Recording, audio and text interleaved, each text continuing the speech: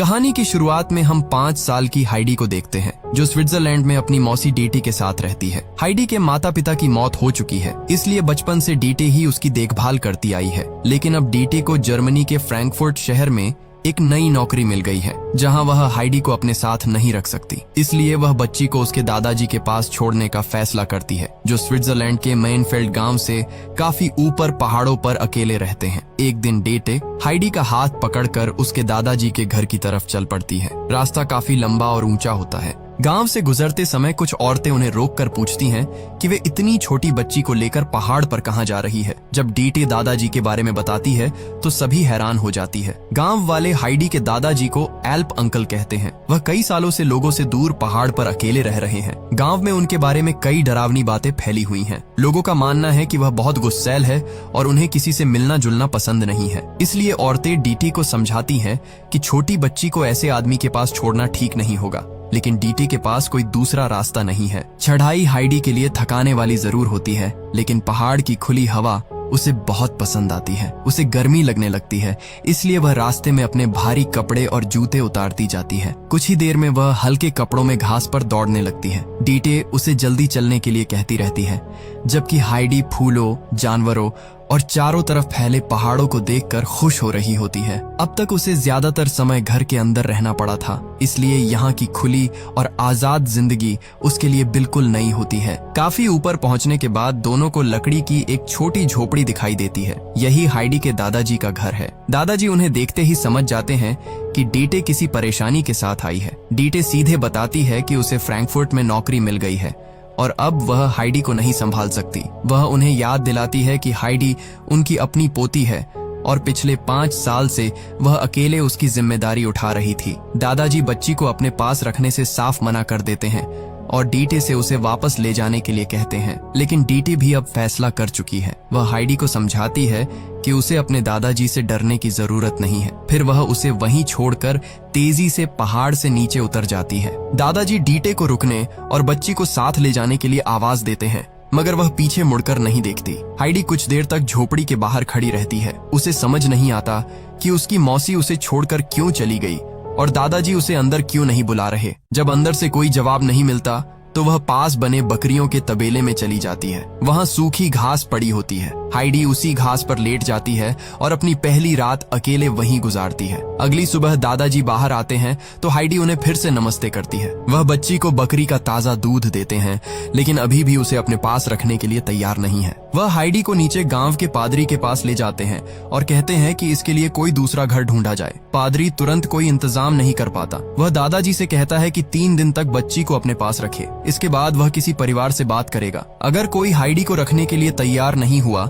तो उसे बच्चों के होम में भेजना पड़ेगा। मजबूरी में दादाजी उसे वापस पहाड़ पर ले आते हैं। शाम होने पर हाइडी पूछती है कि वह रात में कहां सोएगी। दादाजी रूखे अंदाज में कहते हैं कि जहां उसका मन करे। झोपड़ी में सिर्फ एक बेड और एक चेयर होती है। तभी हाइडी को ऊपर जाने वाली छोटी सीढ़ी दिखाई देती है। वह उससे चढ़कर अटारी में पहुंचती है, जहां सूखी घास का बड़ा ढेर और एक छोटी खिड़की है। उस खिड़की से तारों से भरा पूरा आसमान दिखाई दे रहा होता है। हाइडी खुशी से कहती है कि वह यहीं सोएगी। फिर वह धीरे से दादाजी को बताती है कि वह बच्चों वाले होम में नहीं जाना चाहती। दादाजी कोई जवाब नहीं देते, लेकिन पहली बार उनके चेहरे पर हाइडी के लिए थोड़ी चिंता दिखाई देती है। अगली सुबह बकरियों का एक झुंड झोपड़ी के पास आता है। उन्हें लेकर आने वाला लड़का पीटर है, जो गांव के लोगों की बकरियां हर दिन ऊंचे मैदानों में चराने ले जाता है। दादाजी अपनी दोनों बकरियां उसके हवाले करते हैं और कहते हैं कि आज हाइडी भी उसके साथ जाएगी, ताकि वह पहाड़ों पर रहने का तरीका सीख सके।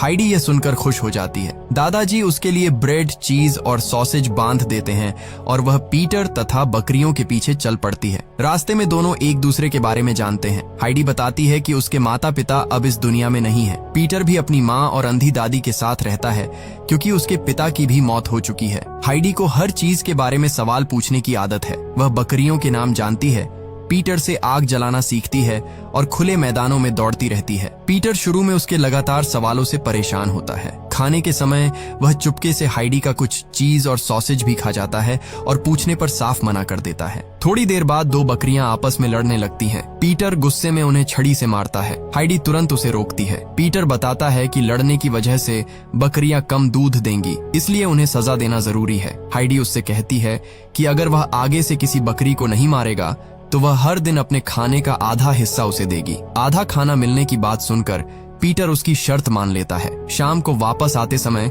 पीटर गांव में फैली दादाजी की डरावनी कहानियां हाइडी को बता देता है। वह कहता है कि कुछ लोगों को तो यह भी लगता है कि दादाजी ने कभी किसी को मार दिया था। ये सुनकर हाइडी डर जाती है और रात को फिर से तबेले में सोने की बात करने लगती है। दादाजी समझ जाते हैं कि पीटर ने उसके मन में डर भर दिया है। वह हाइडी से कहते हैं कि लोग अक्सर बिना सच जाने दूसरों के बारे में बुरी बातें फैलाते हैं। उसे खुद तय करना चाहिए कि वह गांव वालों की कहानियों पर भरोसा करेगी या अपनी आंखों से देखी हुई सच्चाई पर। हाइडी ने अब तक दादाजी को किसी के साथ गलत करते नहीं देखा था, इसलिए उसका डर खत्म हो जाता है। अगले दिन हाइडी पीटर को बताती है कि शायद यह उसका यहाँ आखिरी दिन है, क्योंकि दादाजी उसे किसी दूसरे परिवार के पास भेजने वाले हैं। पीटर भी उदास हो जाता है। उधर दादाजी पूरा दिन लकड़ी काटते और कुछ बनाते रहते हैं। शाम को हाइडी झोपड़ी लौटती है तो खाने की टेबल के पास एक छोटी नई चेयर रखी होती है। हाइडी तुरंत समझ जाती है कि यह चेयर उसके लिए बनाई गई है। वह पूछती है कि जब उसे जाना ही है तो दादाजी ने उसके लिए चेयर क्यों बनाई। दादाजी बताते हैं कि वह अब कहीं नहीं जाएगी। अगले दिन भी पीटर के साथ पहाड़ पर जाएगी और उसके बाद भी। ये सुनकर हाइडी खुशी से उन्हें गले लगा लेती है। अब दादाजी की झोपड़ी ही उसका अपना घर बन जाती है। समय गुजरने लगता है। हाइडी हर दिन पीटर और बकरियों के साथ ऊंचे मैदानों में जाती है, लेकिन दादाजी गांव वालों और अधिकारियों की बात मानने से इनकार कर देते हैं। उनका मानना है कि हाइडी को पहाड़ों पर वह सब मिल रहा है जिसकी उसे जरूरत है। बर्फ पड़ने पर दादाजी हाइडी के लिए लकड़ी की एक छोटी चिड़िया और एक मजबूत स्लेड बनाते हैं। एक दिन दोनों स्लेड पर बैठकर नीचे गांव जाते हैं। दादाजी हाइडी को पीटर के घर छोड़ देते हैं और कहते हैं कि अंधेरा होने से पहले उसे लेने आ जाएंगे। पीटर उस समय स्कूल में होता है। घर में उसकी माँ और अंधी दादी हाइडी का स्वागत करती हैं। दादी उसके चेहरे को हाथों से छूकर पहचानती है। कुछ देर बाद पीटर भी स्कूल से लौट आता है और हाइडी को बताता है कि उसे पढ़ाई बिल्कुल पसंद नहीं है। खाने के समय हाइडी अपनी ब्रेड दादी को देना चाहती है, मगर उनके दांत कमजोर है और वह सख्त ब्रेड नहीं खा सकती। हाइडी इस बात को चुपचाप याद रख लेती है। शाम को दादाजी उसे वापस पहाड़ पर ले जाते हैं। वसंत आने पर डेटे अचानक दोबारा वहां पहुंचती है। वह बताती है कि फ्रैंकफर्ट के एक अमीर परिवार को अपनी बेटी क्लारा के लिए एक साथी लड़की चाहिए। वहां हाइडी को अच्छे कपड़े, बड़ा घर और पढ़ाई का मौका मिलेगा। दादाजी उसकी बात सुनते ही मना कर देते हैं। डेटे उन्हें धमकी देती है कि हाइडी को स्कूल न भेजने की वजह से अधिकारी बच्ची को उनसे छीन सकते हैं। दादाजी उससे पूछते हैं कि जब हाइडी को सच में किसी की जरूरत थी तब वह उसे यहाँ छोड़कर चली गई थी और अब अचानक उसके भविष्य की चिंता क्यों हो रही है। वह साफ कहते हैं कि हाइडी कहीं नहीं जाएगी। डेटे वहां से लौटने का नाटक करती है, लेकिन सीधे उस मैदान में पहुंचती है जहां हाइडी पीटर के साथ बकरियां चरा रही होती है। वह हाइडी को फ्रैंकफर्ट के बड़े घर, अच्छे कपड़ों और उसकी उम्र की लड़की के बारे में बताती है। हाइडी साफ कहती है कि उसे अपने दादाजी को छोड़कर कहीं नहीं जाना। तब डेटे झूठ बोलती है कि दादाजी ने ही उसे फ्रैंकफर्ट भेजने के लिए कहा है। वह वादा करती है कि अगर हाइडी को वहां अच्छा नहीं लगा तो वह वापस घर आ सकती है। हाइडी दादाजी से गुड बाय कहने की बात करती है, लेकिन डीटी ट्रेन छूटने का बहाना बनाकर उसे तेजी से नीचे ले जाती है। पीटर ये देखकर झोपड़ी की तरफ भागता है और दादाजी को सब बता देता है। दादाजी तुरंत पहाड़ से नीचे दौड़ते हैं, मगर जब तक वह स्टेशन पहुंचते हैं ट्रेन निकल चुकी होती है। उधर हाइडी खिड़की से अपने पहाड़ों को दूर होते हुए देख रही होती है। उसे अब भी लगता है कि कुछ दिनों बाद वह वापस आ जाएगी। लंबी यात्रा के बाद डीटे उसे जर्मनी के फ्रैंकफर्ट शहर में लेकर आती है। ऊंची इमारतें, भीड़ और बंद गलियां हाइडी के लिए बिल्कुल अलग दुनिया है। एक बड़ी हवेली में उनका स्वागत सेबेस्टियन नाम का नौकर करता है। घर की देखभाल मिस रॉटनमायर करती है, जो बेहद सख्त महिला है और हर काम रूल्स के अनुसार करवाती है। रॉटनमायर को हाइडी का नाम और उसके कपड़े दोनों पसंद नहीं आते। डेटे बताती है कि बच्ची का असली नाम अदलहाइड है और वह 8 साल की है। इसके बाद वह तय किए गए पैसे लेती है और हाइडी को वहीं छोड़कर चली जाती है। कुछ देर बाद हाइडी की मुलाकात क्लारा से होती है। क्लारा उससे थोड़ी बड़ी एक शांत लड़की है जो व्हीलचेयर पर बैठती है। हाइडी बिना झिझक पूछती है कि क्या वह चल नहीं सकती। क्लारा बताती है कि अपनी माँ की मौत के बाद वह बीमार हो गई थी और तभी से अपने पैरों पर खड़ी नहीं हो पाती। क्लारा हाइडी से अपनी व्हीलचेयर को धक्का देने के लिए कहती है। हाइडी उत्साह में उसे तेजी से कमरे में घुमाने लगती है और व्हीलचेयर एक टेबल से टकरा जाती है। रॉटनमायर आवाज सुनकर वहां आती है, लेकिन क्लारा पूरी गलती अपने ऊपर ले लेती है ताकि हाइडी को डांट न पड़े। डिनर के समय हाइडी को नाइफ और फोर्क सही तरीके से इस्तेमाल करना नहीं आता। वह सेबास्टियन और दूसरे नौकरों से सीधे बात करती है, जबकि रॉटनमायर को यह बिल्कुल पसंद नहीं। टेबल पर रखे मुलायम ब्रेड रोल्स देखकर हाइडी 2 रोल्स मांगती है और उन्हें चुपचाप अपने पास रख लेती है। वह इन्हें पीटर की अंधी दादी के लिए जमा कर रही होती है। हाइडी को नहलाकर भारी ड्रेस और शूज पहनाए जाते हैं। रॉटनमायर उसे घर का पूरा टाइम टेबल सुनाती है। ब्रेकफास्ट, लेसन्स, लंच, रेस्ट और सोने तक हर चीज का समय तय है। अगली सुबह क्लारा के प्राइवेट टीचर दोनों को पढ़ाने आते हैं। हाइडी किताब खोलती है मगर उसे एक भी लेटर नहीं आता। एक अक्षर देखकर वह कहती है कि यह किसी पहाड़ जैसा दिखाई देता है। टीचर उसे समझाते हैं कि हर इंसान को पढ़ना सीखना चाहिए। हाइडी कहती है कि पीटर भी पढ़ना नहीं जानता और पहाड़ों पर इसकी कोई जरूरत नहीं है। रॉटनमायर उसे जंगली और अनपढ़ बच्ची कहती है। वह टीचर को हाइडी को भी पढ़ाने का आदेश देती है, लेकिन साथ ही फैसला करती है कि क्लारा के पिता के वापस आते ही उसे यहाँ से निकाल दिया जाएगा। क्लारा इस बात का विरोध करती है और हाइडी को अपने साथ रखने की जिद करती है। एक दिन क्लारा हाइडी को अपनी माँ की पुरानी तस्वीर दिखाती है। तस्वीर में क्लारा अपने पैरों पर खड़ी होती है। वह बताती है कि अपनी माँ की मौत के बाद ही वह बीमार हुई थी और चलना बंद हो गया था। हाइडी अब समझती है कि क्लारा भी अपनी तरह किसी अपने को खो चुकी है। हाइडी दिन भर खिड़कियों से पहाड़ों को ढूंढती रहती है, मगर उसे सिर्फ ऊंची इमारतें दिखाई देती हैं। सेबास्टियन बताता है कि शहर के एक ऊंचे टावर से बहुत दूर तक देखा जा सकता है। दोपहर के रेस्ट के समय हाइडी क्लारा को व्हील चेयर पर बैठाकर चुपचाप घर से बाहर ले जाती है। दोनों भीड़ भरी गलियों में टावर ढूंढते हुए वहां पहुंचती है। हाइडी अकेले ऊपर चढ़कर चारों तरफ देखती है। उसे उम्मीद है कि वहां से उसके एल्प्स दिखाई देंगे, लेकिन दूर तक सिर्फ फ्रैंकफर्ट का शहर नजर आता है। वह निराश होकर नीचे उतर आती है। वापसी में दोनों को छोटे बिल्ली के बच्चे मिलते हैं और वे उन्हें अपने साथ हवेली ले आती हैं। उधर रॉटनमायर और सर्वेंट्स दोनों लड़कियों को ढूंढकर परेशान हो चुके होते हैं। उनके लौटते ही रॉटनमायर भड़क जाती है। तभी थैले से किटन्स बाहर निकल आते हैं। रॉटनमायर को बिल्लियों से डर और एलर्जी होती है, इसलिए वह चीखते हुए इधर उधर भागने लगती है। सेबास्टियन बिल्लियों को संभालता है, मगर हाइडी को सजा दी जाती है। उसे डिनर नहीं मिलता और पूरी शाम दीवार की तरफ मुंह करके खड़ा रहना पड़ता है। रॉटनमायर धमकी देती है कि अगली बार उसे चूहों वाले तहखाने में बंद कर दिया जाएगा। यह सुनकर हाइडी फैसला करती है कि अब वह यहाँ नहीं रहेगी। वह पीटर की दादी के लिए बचाए हुए ब्रेड रोल्स उठाती है और मेन डोर की तरफ भागती है। क्लारा उसे रोकने की कोशिश करती है, लेकिन हाइडी बताती है कि डीट ने वादा किया था कि जब उसका मन करे वह घर लौट सकती है। रॉटनमायर उसे दरवाजे पर पकड़ लेती है और बताती है कि डीट ने उससे झूठ बोला था। हाइडी को कहीं जाने की अनुमति नहीं है। उसके हाथ से ब्रेड रोल्स जमीन पर गिर जाते हैं। क्लारा यह सब देखकर रोने लगती है, क्योंकि उसे लगता है कि हाइडी उसे छोड़ना चाहती है। अगली सुबह क्लारा की तबीयत खराब हो जाती है और डॉक्टर को बुलाया जाता है। रॉटनमायर इसका दोष हाइडी पर डालती है। हाइडी डरते हुए डॉक्टर से पूछती है कि क्या क्लारा सच में उसकी वजह से बीमार हुई है। डॉक्टर बताता है कि क्लारा अब पहले से बेहतर है और हाइडी के आने के बाद वह ज्यादा खुश रहने लगी है। हाइडी जब क्लारा के कमरे में जाती है तो क्लारा पूछती है कि क्या वह इतनी बुरी है कि हाइडी उसके साथ नहीं रहना चाहती। हाइडी समझाती है कि वह क्लारा से नहीं, अपने दादाजी और पहाड़ों से दूर होने की वजह से जाना चाहती थी। क्लारा कहती है कि इस घर में उसके पास हाइडी के अलावा कोई नहीं है। हाइडी उसका हाथ पकड़ती है और फिलहाल यही रहने का फैसला करती है। दिन गुजरते हैं और हाइडी पढ़ने की कोशिश करती रहती है। वह लेटर्स को पहाड़ और ब्रेड जैसी जानी पहचानी चीजों से जोड़कर याद करती है, मगर उसका ध्यान बार बार घर की तरफ चला जाता है। इसी दौरान क्लारा के पिता विदेश यात्रा से वापस आते हैं। उनके साथ क्लारा की ग्रैंड मामा भी आती है। क्लारा उन्हें देखकर खुश हो जाती है और बड़े उत्साह से हाइडी से मिलवाती है। ग्रैंड मामा समझाती है कि अगर वह पढ़ना सीख गई तो उसे कहानी जानने के लिए किसी दूसरे का इंतजार नहीं करना पड़ेगा।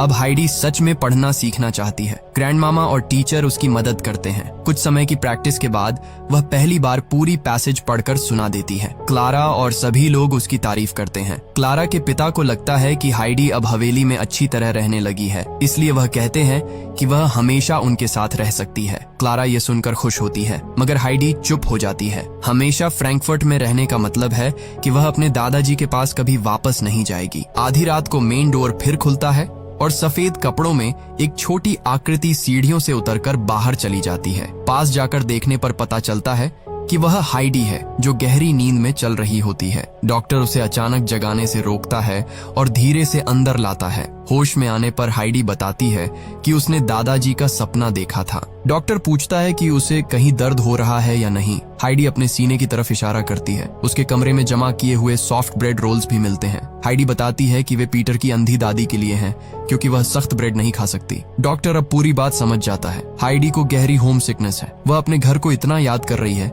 कि नींद में उठकर पहाड़ों को ढूंढने लगती है। डॉक्टर साफ कहता है कि हाइडी को तुरंत स्विट्जरलैंड वापस भेजना होगा। अगर उसे यहाँ रोका गया तो उसकी हालत और खराब होती जाएगी। जब क्लारा को यह बात पता चलती है तो वह रोने लगती है। वह अपने पिता से हाइडी को यही रखने की जिद करती है। गुस्से और दुख में वह हाइडी से भी कह देती है कि वह अपने दादाजी और पीटर के पास चली जाए। हाइडी जाने से पहले क्लारा से गुड बाय कहना चाहती है, मगर क्लारा अपने कमरे का डोर नहीं खोलती। हाइडी दादाजी की बनाई हुई लकड़ी की चिड़िया सेबास्टियन को देती है और कहती है कि वह इसे क्लारा तक पहुंचा दे। साथ ही वह उससे वादा लेती है कि एक दिन क्लारा को उसके पहाड़ों पर जरूर भेजा जाएगा। उसी दिन सेबास्टियन हाइडी को ट्रेन से स्विट्जरलैंड वापस लेकर जाता है। फ्रैंकफर्ट से दूर जाते ही हाइडी के चेहरे की उदासी कम होने लगती है। माइनफेल्ड पहुंचने पर वह अपने भारी शूज उतार देती है और पहाड़ी रास्ते पर दौड़ पड़ती है। गांव के बच्चे उसके महंगे कपड़े देखकर हैरान होते हैं, लेकिन हाइडी को इन चीजों की कोई चिंता नहीं होती। वह सबसे पहले पीटर के घर पहुंचती है। पीटर और उसकी माँ उसे देखकर खुश हो जाते हैं। हाइडी अपनी टोकरी से ढेर सारे मुलायम ब्रेड रोल्स निकालकर अंधी दादी को देती है। फ्रैंकफर्ट में बचाए गए वे रोल्स आखिर उसी इंसान तक पहुंच जाते हैं जिसके लिए उसने उन्हें जमा किया था। वह पीटर को सॉसेज देती है और फिर पहाड़ की तरफ दौड़ जाती है। झोपड़ी के पास पहुंचते ही हाइडी जोर से दादाजी को आवाज देती है। दादाजी बाहर आते हैं और उसे देखकर कुछ पल अपनी जगह खड़े रह जाते हैं। हाइडी दौड़कर उनके गले लग जाती है और दादाजी उसे कसकर पकड़ लेते हैं। हाइडी की जिंदगी फिर से पहले जैसी हो जाती है, लेकिन अब दादाजी उसकी पढ़ाई को नजरअंदाज नहीं करते। सर्दियां आने पर वह हाइडी को लेकर नीचे गांव में रहने लगते हैं ताकि वह स्कूल जा सके। हाइडी पढ़ना और लिखना सीखती है और क्लारा को अपने पहाड़ों तथा गांव की जिंदगी के बारे में लेटर्स भेजती रहती है। एक दिन टीचर बच्चों से पूछते हैं कि वे बड़े होकर क्या बनना चाहते हैं। कोई फार्मर बनना चाहता है और कोई अपने पिता का काम संभालना चाहता है। हाइडी कहती है कि वह स्टोरीज लिखना चाहती है। पूरी क्लास उसकी बात सुनकर हंसती है, लेकिन वह अपना मन नहीं बदलती। गर्मियां लौटने पर एक दिन हाइडी दूर से हॉर्स कैरेज आती देखती है। उसमें क्लारा और ग्रैंड मामा होती हैं। हाइडी खुशी से दौड़कर क्लारा को गले लगा लेती है। ग्रैंड मामा दादाजी से पूछती है कि क्या क्लारा कुछ दिन उनके साथ पहाड़ों पर रह सकती है। दादाजी उसे अपनी मेहमान के रूप में खुशी से स्वीकार कर लेते हैं। हाइडी क्लारा को साधारण कपड़े पहनने में मदद करती है और उसे झोपड़ी, अटारी, बकरियां तथा चारों तरफ फैले पहाड़ दिखाती है। क्लारा उन सभी चीजों को देखकर खुश होती है जिनके बारे में उसने हाइडी के लेटर्स में पढ़ा था। लेकिन पीटर को क्लारा का आना पसंद नहीं आता। उसे लगता है कि हाइडी अब उसके साथ समय बिताने के बजाय पूरा दिन क्लारा के साथ रहेगी। अगले दिन वह झोपड़ी के बाहर खड़ी क्लारा की खाली व्हीलचेयर देखता है। उसे लगता है कि अगर व्हीलचेयर नहीं रहेगी तो क्लारा को फ्रैंकफर्ट वापस जाना पड़ेगा। इसी सोच में वह व्हीलचेयर को पहाड़ी से नीचे धक्का दे देता है, जहां वह पत्थरों से टकराकर टूट जाती है। जब व्हीलचेयर नहीं मिलती तो दादाजी जल्दी समझ जाते हैं कि यह काम पीटर ने किया है। वह उसे मारते नहीं बल्कि कहते हैं कि उसका पछतावा ही फिलहाल उसकी सजा है। व्हीलचेयर न होने के कारण दादाजी क्लारा को अपनी पीठ पर बैठाकर ऊंचे मैदान तक ले जाते हैं और पीटर से दोनों लड़कियों का ध्यान रखने के लिए कहते हैं। हाइडी खाने की कुछ चीजें लेने थोड़ी दूर जाती है। उसी समय क्लारा खुद अपनी जगह से उठने की कोशिश करती है। हाइडी पीछे मुड़ती है तो क्लारा अपने दोनों पैरों पर खड़ी होती है। हाइडी और पीटर ये देखकर हैरान रह जाते हैं। हाइडी उसे अपनी तरफ आने के लिए कहती है। पीटर भी पास खड़ा होकर उसका सहारा देता है। क्लारा डरते हुए पहला कदम आगे बढ़ाती है। शुरुआत में उसके पैर कांपते हैं, लेकिन हाइडी उसे लगातार हिम्मत देती रहती है। धीरे धीरे क्लारा कुछ कदम चलने में सफल हो जाती है। कुछ समय बाद क्लारा के पिता उसे वापस लेने पहाड़ों पर पहुंचते हैं। वह अपनी मां पर नाराज होते हैं कि उनकी बीमार बेटी को इतनी कठिन जगह पर क्यों लाया गया। वह क्लारा को तुरंत फ्रैंकफर्ट वापस ले जाना चाहते हैं। तभी क्लारा अपने पैरों पर चलती हुई उनके सामने आती है। उसके पिता कुछ पल अपनी जगह से हिल भी नहीं पाते। क्लारा धीरे धीरे उनके पास पहुंचती है और उन्हें गले लगा लेती है। अपनी बेटी को चलते देखकर उनकी नाराजगी खत्म हो जाती है। जाने से पहले ग्रैंड मामा हाइडी को एक खाली नोटबुक और पेन देती है। हाइडी नोटबुक खोलकर कहती है कि इसमें तो कुछ लिखा ही नहीं है। ग्रैंड मामा समझाती है कि इसे भरने का काम हाइडी का है। हाइडी बताती है कि स्कूल के बच्चे उस पर हंसते हैं क्योंकि वह बड़ी होकर स्टोरीज लिखना चाहती है। ग्रैंड मामा कहती हैं कि हाइडी ने पहाड़ों के साथ फ्रैंकफर्ट की जिंदगी भी देखी है। अगर उसे स्टोरीज लिखने में खुशी मिलती है तो उसे दूसरों की बातों की वजह से अपना सपना नहीं छोड़ना चाहिए। क्लारा और हाइडी एक दूसरे को गले लगाकर गुड बाय कहती हैं और दोबारा मिलने का वादा करती है। कैरेज नीचे गांव की तरफ चली जाती है। हाइडी अपनी नई नोटबुक संभाल कर रखती है और फिर पीटर तथा बकरियों के साथ पहाड़ों पर निकल जाती है। आखिरी सीन में हाइडी अपनी देखी हुई जगहों और लोगों के बारे में नोटबुक में लिखना शुरू करती है। फिर वह बकरियों के साथ खुले मैदान में दौड़ती है, अपने दोनों हाथ ईगल की तरह फैलाती है और पीछे मुड़कर मुस्कुराती है। इसी के साथ फिल्म खत्म हो जाती है। दोस्तों, आपको ये कहानी कैसी लगी कमेंट करके जरूर बताइए। वीडियो पसंद आया हो तो इसे लाइक करें और ऐसी ही फिल्मों की कहानी देखने के लिए चैनल को सब्सक्राइब करना न भूलें। हमारे साथ हमेशा ऐसे ही जुड़े रहने के लिए आप हमारे चैनल द योगी को सब्सक्राइब कर लीजिए। जल्द मिलेंगे अगली वीडियो में।